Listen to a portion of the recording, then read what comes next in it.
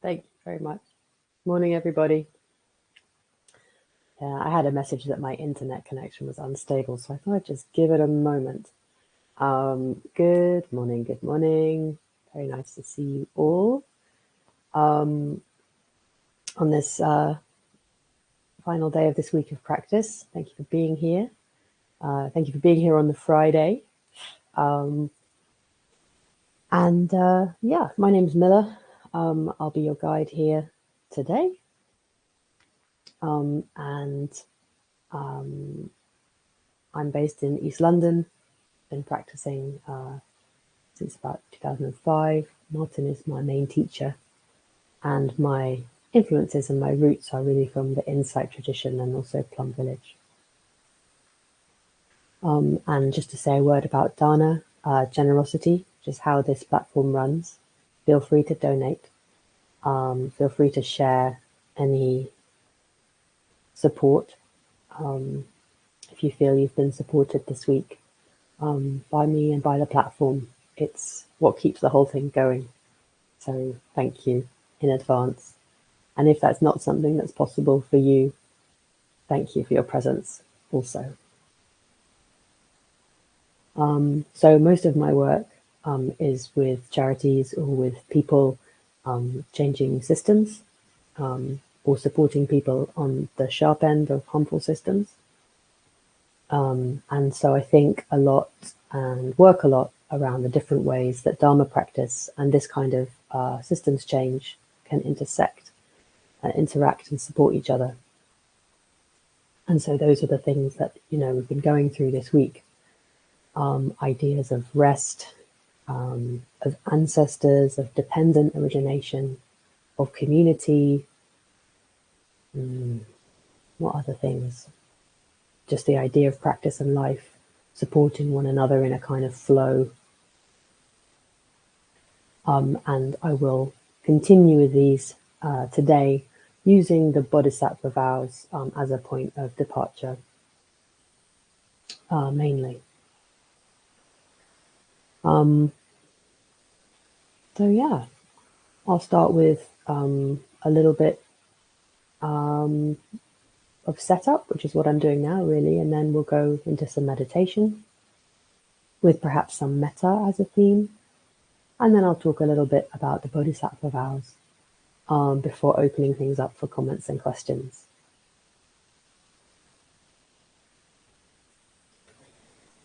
So please feel free to get yourself ready, to get yourself settled for meditation. Any movements you'd like to make, any stretches, wriggles, yawns, anything to help you be comfortable, settled. My sharing practice is invitational, so you always have the choice whether or not to follow my suggestions. And if something doesn't feel right or doesn't work for you, then please remain the boss at all times. Listen to your instincts and your body and do what you would prefer. So finding a position that feels awake, also relaxed. So if you're lying down, a sense of alertness and also relaxation. If you're standing, the same. Soft knees and kind of upright spine. If you're sitting, the same. You may wish to take a few slightly deeper breaths than usual. I like to do settling breaths where on the in-breath, lengthening my spine, and the out-breath, softening the front of my body. Anywhere I notice there might be tension. In to lengthen the back, and out to soften the front.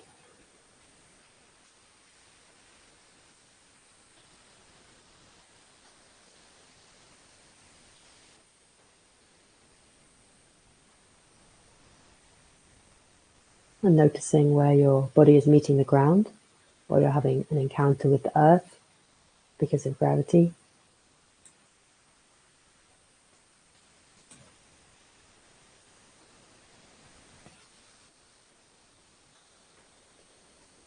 finding a way to be that feels neutral and balanced, coming to stillness.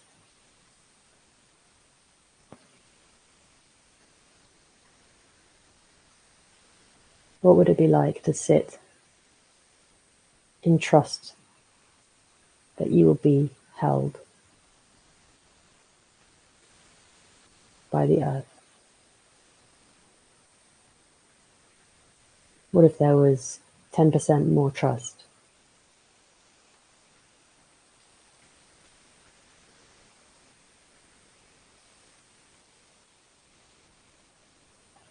Trusting that the earth will hold you.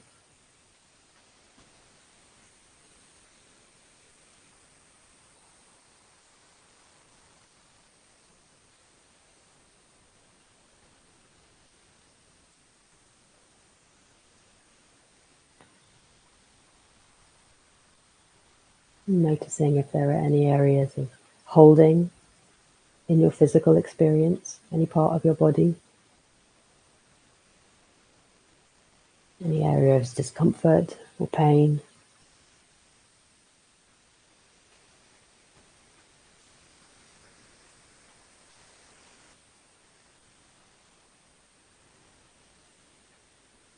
And inviting some softness or softening to those places.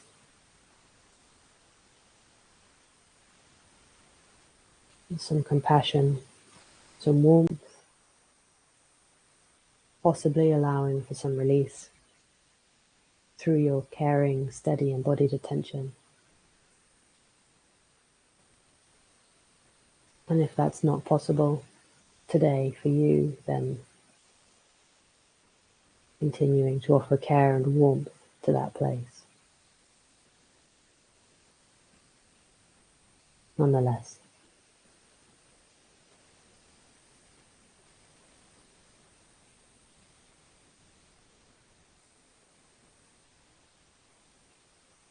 seeing ourselves as a community that we can care for, with relationships that matter,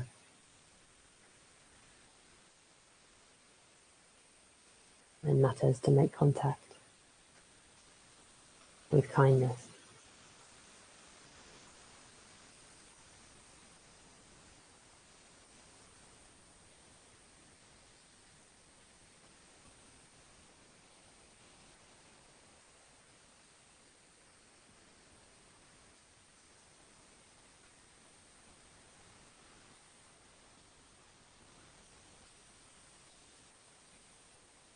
You may wish to allow some gratitude and appreciation to arise. Perhaps for the Buddha, the Dharma, and the Sangha as we started this week.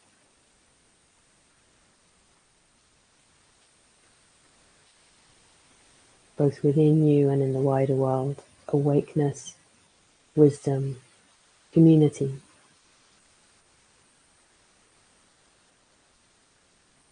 Appreciation for wakefulness, for our own ability to become more conscious within ourselves, in our interpersonal relationships, in our political and social relationships, in our relationships to the powerful forces that shape our lives. Gratitude for our ability to be aware and awake, even to uncomfortable things, to see clearly, to think critically. Gratitude for Buddha.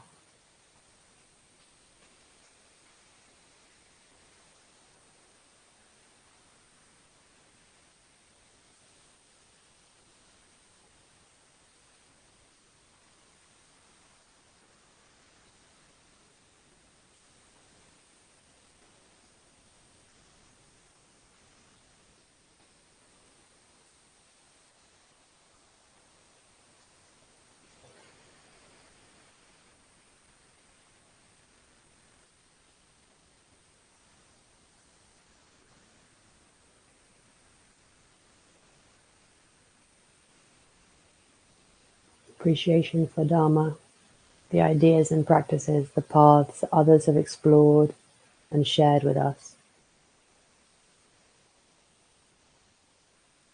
appreciation for wisdom and a good path to walk on, in solitude and in community. Gratitude for Dharma.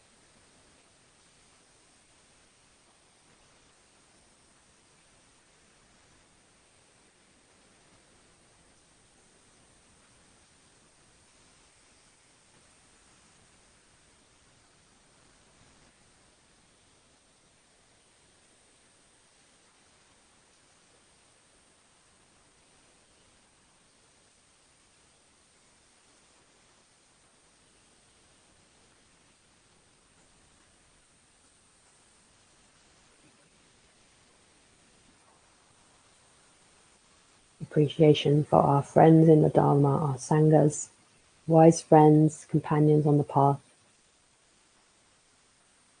We uphold them, we thank them for their support, their example, their conversation. Gratitude for our many Sanghas.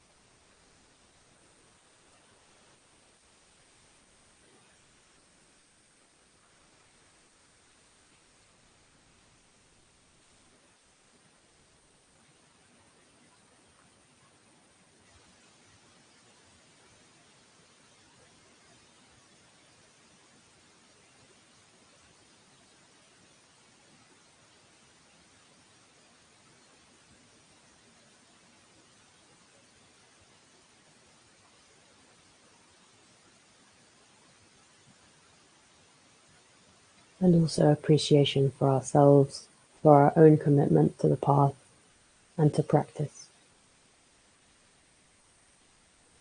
Your past self, your present self, yourselves, your future selves.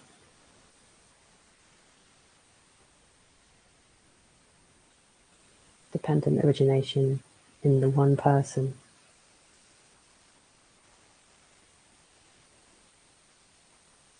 Appreciation for our own commitment to the Sanghas, to the well-being and liberation of people, society, and the earth. Seeing ourselves as individuals, taking our responsibilities seriously, also seeing ourselves as citizens and communities, with those blurry edges of interdependence and interbeing.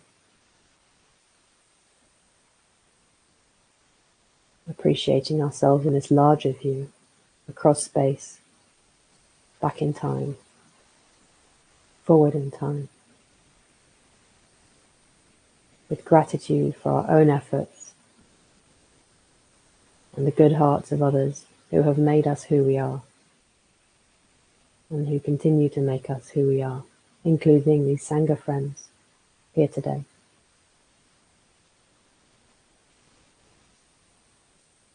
gratitude and appreciation for this blurry edged, interdependent self.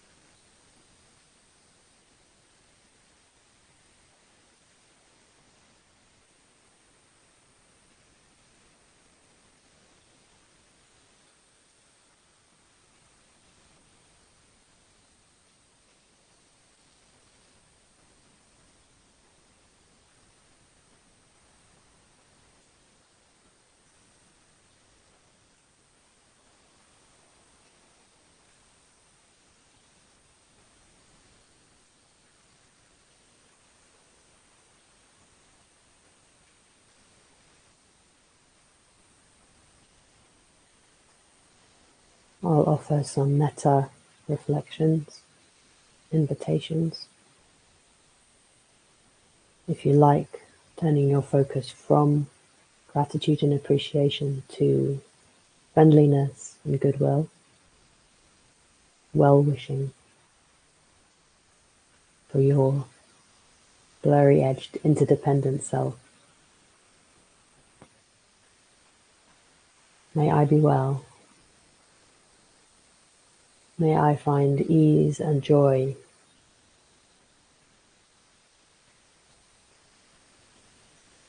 in my inner and outer lives. May I be free from pain.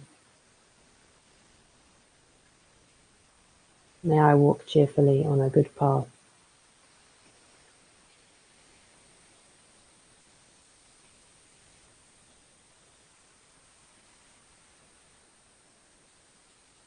In a good community.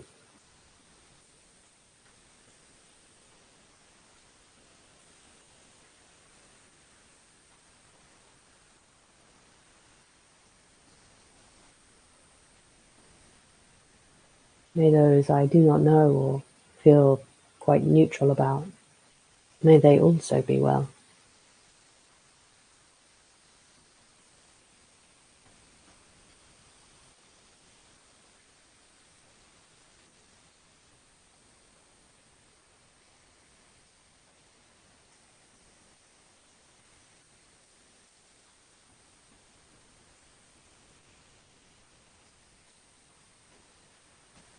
May those I find difficult, where there is friction,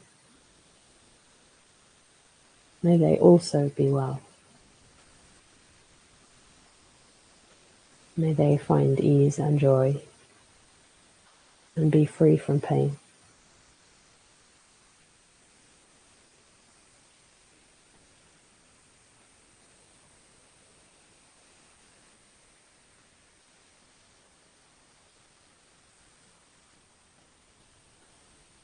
And bringing them all together, the self, the loved ones, the neutral people, the friction buddies. May we all be well, all find ease and joy in our diverse lives with our diverse goals and ideas. May we all be free from pain. May we all walk cheerfully on good paths in good community.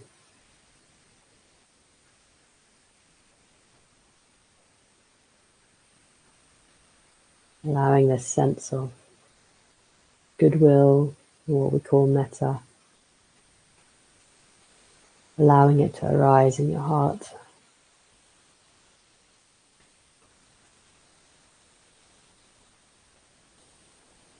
Filling your body, filling the wider sense of your body, your immediate environment, traveling along those lines of relationship,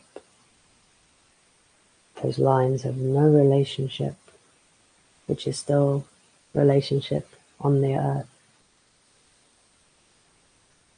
allowing it to spread your immediate area, your town, your country, continent,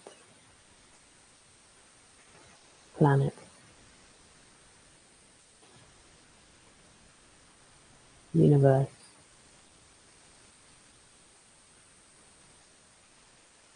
Still arising in your heart, boundless sense of metta, immediate and distant, still the same, embracing all that exists.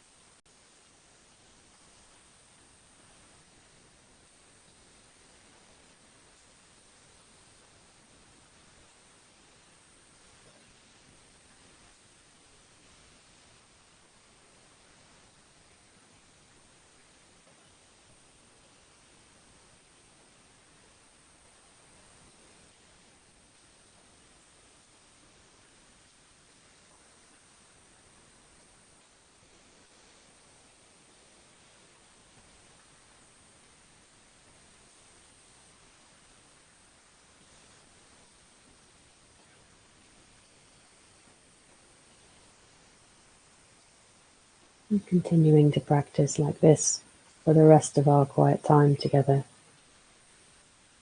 the sense of metta in the immediate and the broad sense. And if it's enough already, feel free to return to your embodied experience, sensations, breath, signatures of aliveness in your body right now.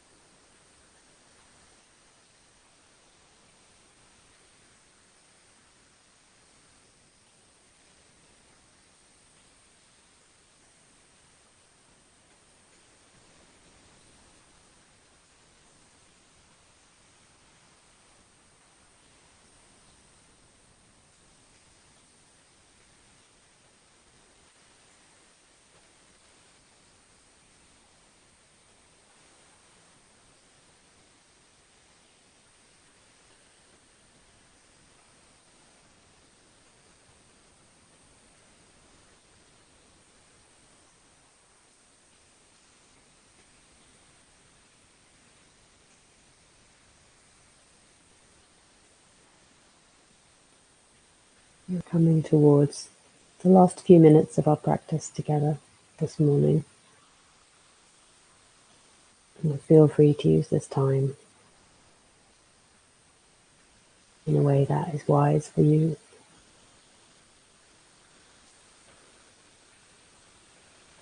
Wise and nourishing.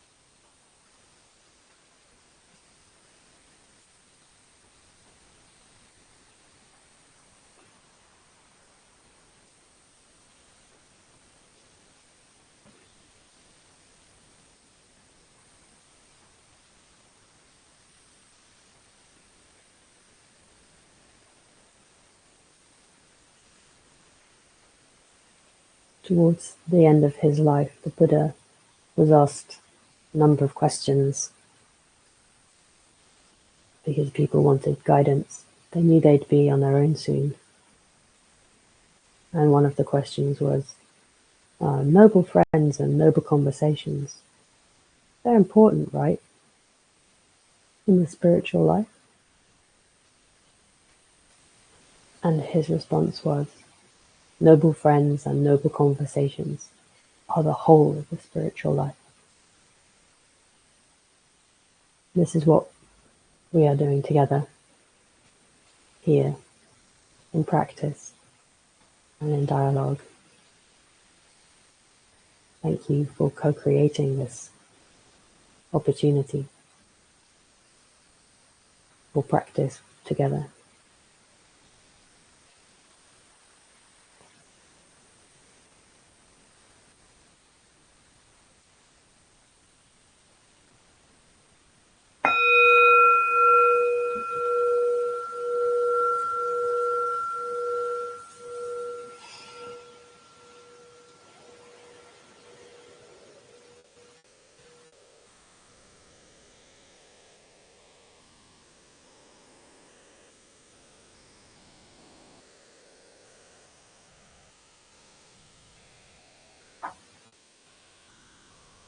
So coming back together,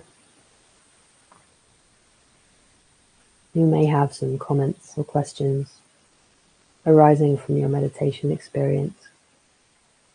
Feel free to put them in the chat with the word question at the front. And you can add them anytime. I'll say a few words and then we'll see some dialogue together. You're also very welcome to use the raise your hand button and then you can come on screen and have a dialogue with me if that seems good to you. So I'd like to talk today about the Bodhisattva vows, how they can be seen as paradoxical, and maybe how there are ways to work with that paradox. A couple of ways.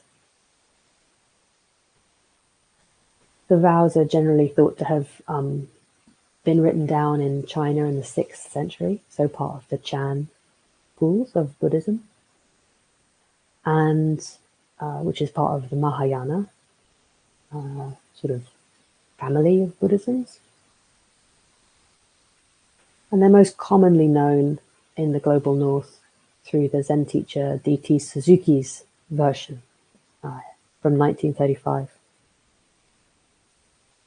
And you may have heard Martin's version of the vows, which are: countless are living beings, I vow to row them all to the further shore being liberation. Countless are the teachings, I vow to understand them all. Countless are the poisons, I vow to purify them all.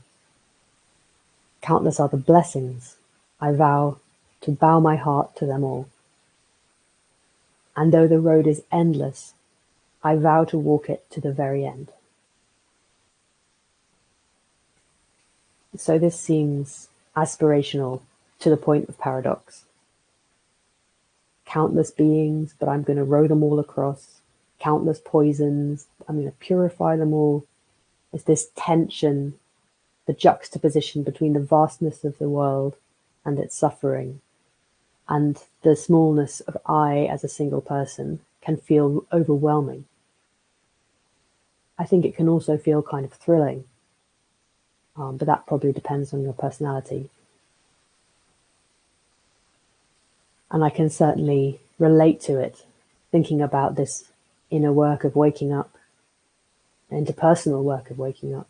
It can feel, at the same time, completely impossible and also the only thing that's worthwhile.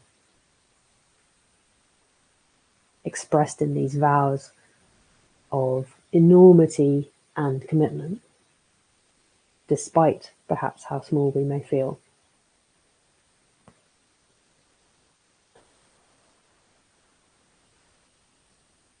And also in the work of reducing suffering in the world, or increasing justice, or dismantling systems of harmful injustice, changing the structure of social and economic life. I mean, that just feels so overwhelming at times. And by way of example, there's an economic anthropologist called Jason Hickel, and he writes about an idea called degrowth. You may have come across it through Kate Raworth's ideas about donut economics. Essentially that our planet has limits, and some of these limits are with the climate, but it's not just the climate. There's also physical resources and soil health and water, species diversity. There's 8 main limits. And there are enough resources for us all to live well if our social and economic systems are geared towards meeting human needs and human well-being. But they're currently not. They're currently built to serve growth in terms of capital growth. Not enough to kind of balance your books as nations or as businesses, or particularly as corporations. Growth is necessary, 2 to 3% a year. Otherwise we get into recession, given how much debt there is. There's an inordinate pressure to grow, what they call growthism. And it's the job of the back of an envelope to work out that the planet has finite resources and that endless growth will quickly become exponential. That curve will just go up and up, smashing through our planetary limits, such that our lives become much worse or possibly impossible.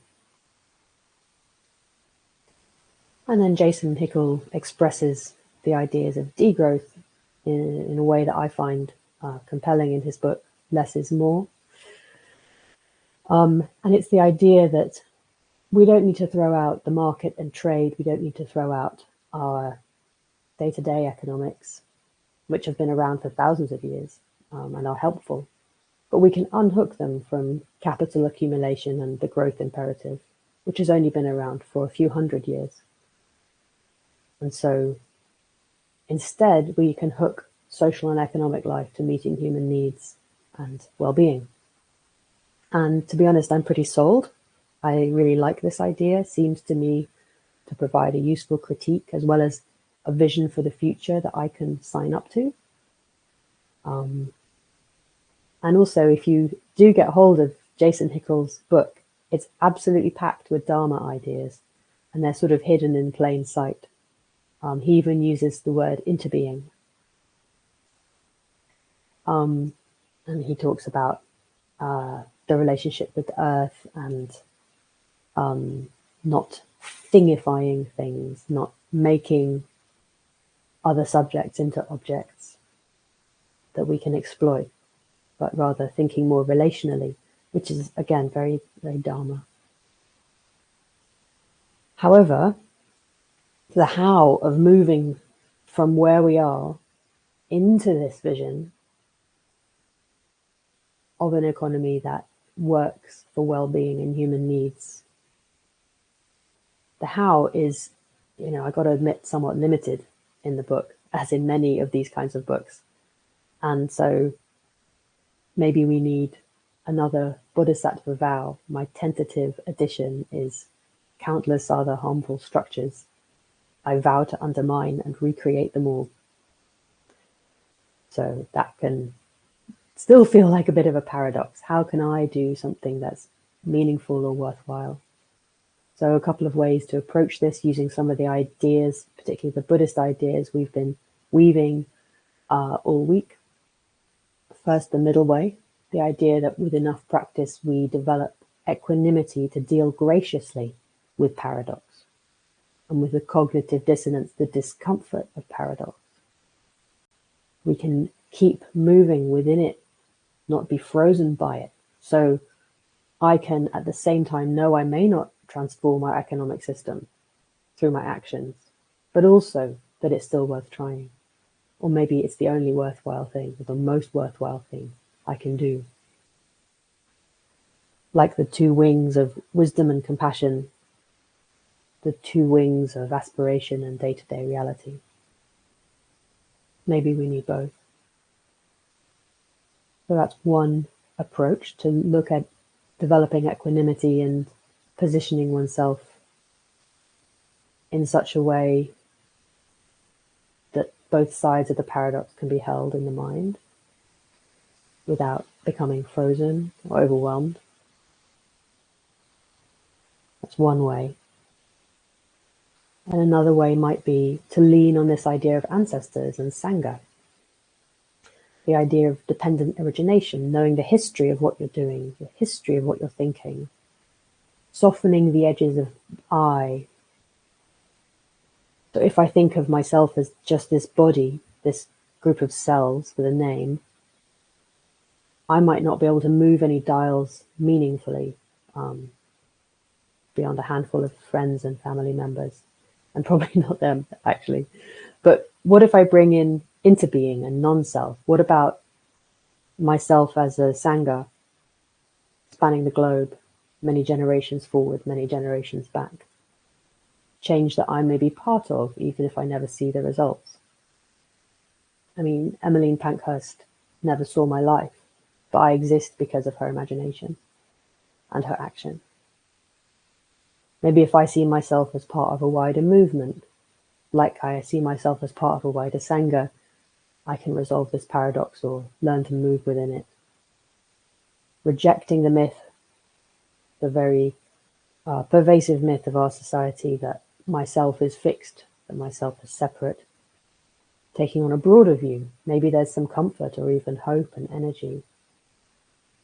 William Beveridge, one of the founders of the NHS, he never saw my life. Oh, my life exists because of him.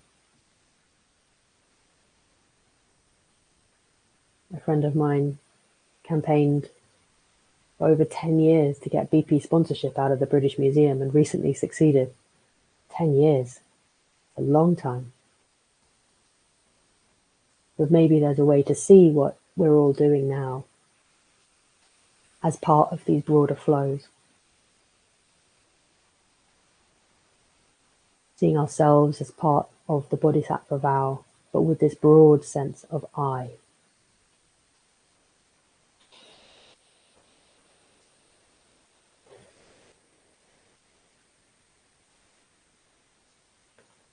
There's a quote from someone called John Lewis, not the shop, but the civil rights campaigner and original freedom rider, contemporary of Martin Luther King Jr., and incidentally also a family friend of the Dharma teacher, Kaira Jewel. And he said, "Do not get lost in a sea of despair.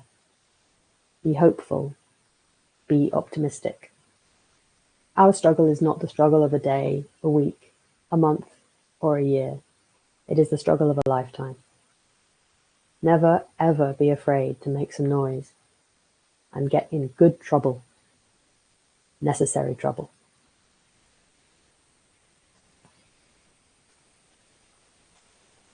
So I'll pause there and turn to any questions or comments. And as they arise, we can sit quietly together.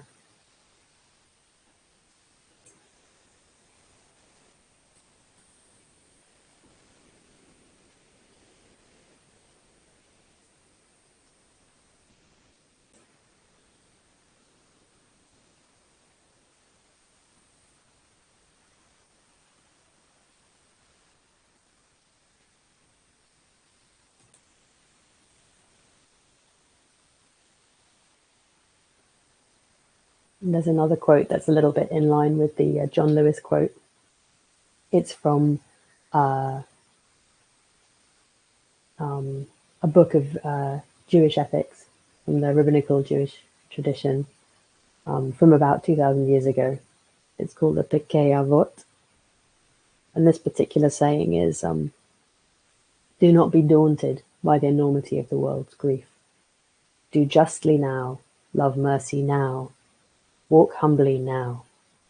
You are not obligated to complete the work, but neither are you free to abandon it. Also kind of touching on the same thing as the Bodhisattva vows, I think, and doing it through the expansion of the notion of I.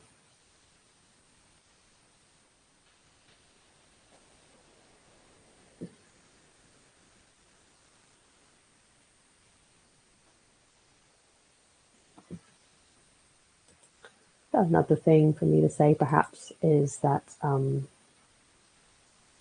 ongoing,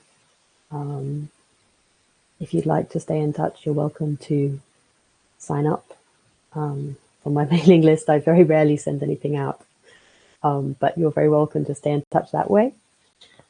And also, if you'd like to discuss any of these ideas, to, yeah, George has just put it in the chat, to any of these ideas about practice, creativity, or change, systemic change, kind of overlap in your life, or for support with your meditation practice, I'm kind of available as a kind of coach or a person to reflect with. So you're welcome to be in touch with me. Jason Hickel is just like that, Doro, except the L and the E are the other way around.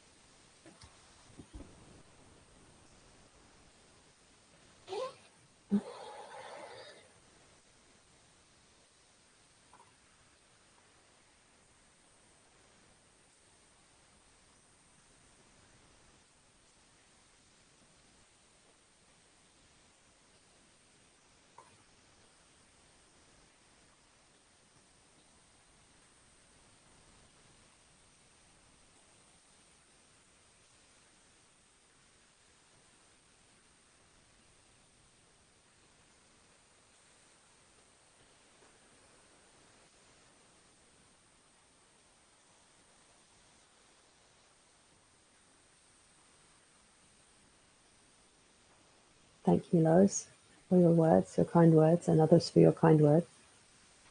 And if any of this has kind of lit any sparks for anybody, or piqued any interests, I've made a document which contains all of the quotes and the references that I've used, and George will make it a post on the Sangha Live Connect. So you can kind of explore the tendrils that I wove together and see where they lead, if that's of interest to you.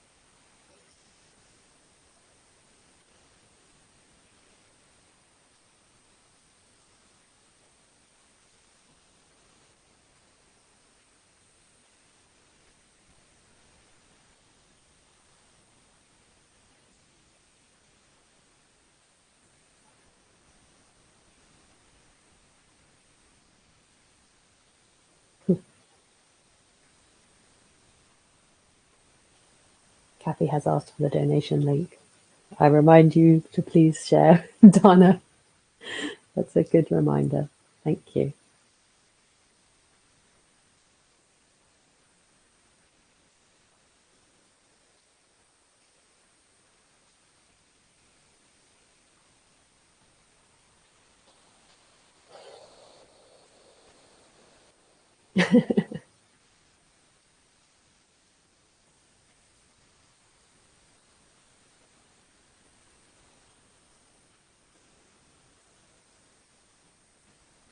And I'll also be at Gaia House in 2 weeks supporting Martin, sort of as his assistant. If any of you are going to be there, that would be cool to meet in person, if anybody is.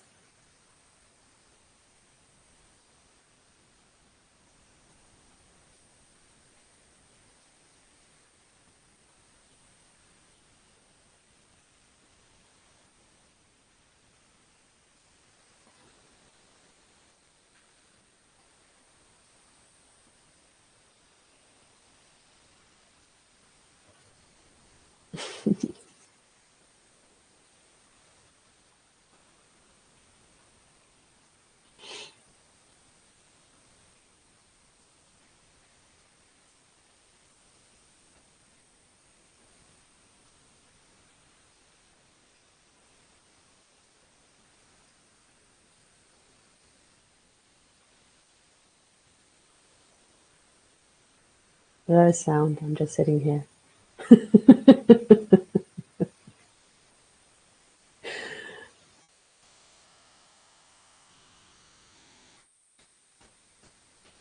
Okay, so we're at the hour. I wish you all the best with all of your practice and all of your sanghas, and perhaps our paths will cross again.